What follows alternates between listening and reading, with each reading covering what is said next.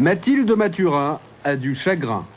Pourtant, jusqu'à il y a un mois, elle vivait heureuse aux côtés de son mari Lucien.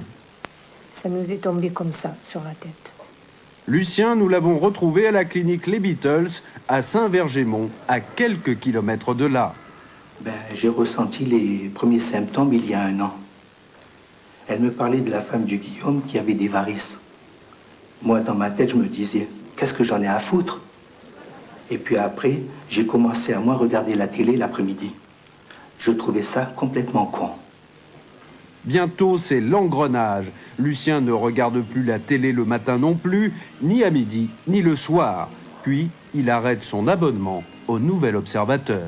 C'est typique de la maladie de Peter Hansel. Le malade devient de plus en plus lucide, il gagne de plus en plus de clairvoyance. C'est une sorte de maladie d'Alzheimer à l'envers. Pour ces patients qui, un jour, sont victimes de la terrible maladie, toute leur vie bascule. Le plus dur, c'est pour les enfants. Moi, j'ai un fils qui est ingénieur à EDF et une fille qui bosse à la banque. Avant, j'en étais fier. Mais maintenant que je suis malade, je me rends compte que c'est 2 connards.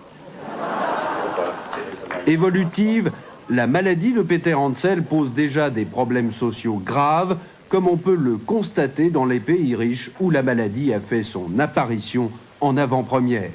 À Machualo, au Texas, États-Unis, John Malo, un éleveur de poulets, est malade depuis 6 ans.